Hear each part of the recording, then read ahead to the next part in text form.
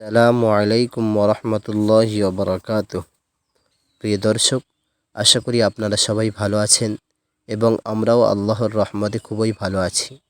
বন্ধুরা, মানব জীবন প্রত্যেকটা মুহূর্ত, প্রত্যেকটা সময়, প্রত্যেকটা ক্ষেত্রে ভুলে ভরা। প্রত্যেক মানুষের দ্বারা গুনাহ হয়ে থাকে। কোনো মানুষ এমন নেই যে বলবে যে আমার দ্বারা গুনাহ হয় না। সুতরাং প্রত্যেককে আমাদের দরকার যে আল্লাহর কাছ থেকে আমাদের গুনাহকে ক্ষমা করিয়ে নেওয়া। আমরা গুনাহের ক্ষমা আল্লাহর কাছ থেকে না করিয়ে নিয়ে যেতে পারি, পরকাল আমাদের জন্য অত্যন্ত ভয়াবহ হবে। সেজন্য আজকের এই ভিডিওর মধ্যে 3টি এমন আমলের কথা জানাবো, যে আমলগুলি আমরা যদি করতে পারি তাহলে আল্লাহ তাআলা আমাদের জীবনের সমস্ত রকম গুনাহ খাতাকে মাফ করে দেবেন। আমরা আল্লাহ তাআলার কাছে দোয়া করি যে আল্লাহ তাআলা আমাদেরকে গুনাহ থেকে হেফাজত করুন এবং এই আমলগুলিকে বেশি থেকে বেশি করার তৌফিক দান করুন। চলুন জেনে নেই এই 3টি আমলের বিষয়ে।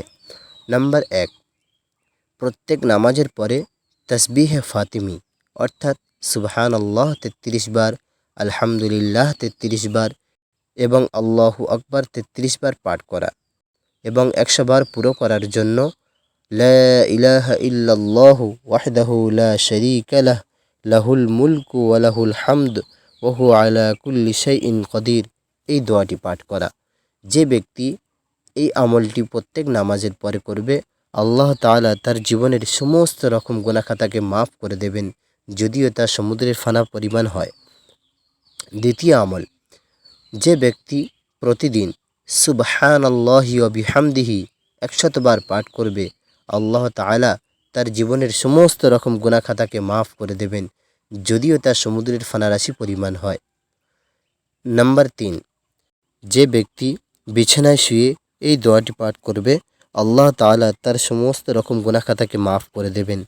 দোয়াটি হলো লা ইলাহা ইল্লাল্লাহু ওয়াহদাহু লা শারীকা লাহ, লাহুল মুলকু ওয়া লাহুল হামদ ওয়া হুয়া আলা কুল্লি শাইইন কদির, লা হাওলা ওয়ালা কুওয়াতা ইল্লা বিল্লাহ, সুবহানাল্লাহি ওয়াল হামদুলিল্লাহ ওয়া লা ইলাহা ইল্লাল্লাহু ওয়াল্লাহু আকবার।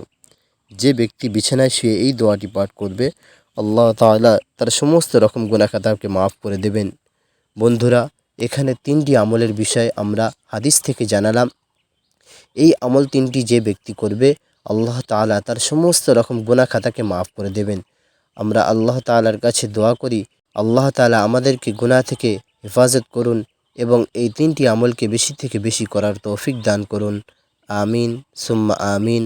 ওয়া আখিরু দাওয়ানা আনিল হামদুলিল্লাহি রাব্বিল আলামিন। আসসালামু আলাইকুম ওয়া রাহমাতুল্লাহি ওয়া বারাকাতুহু।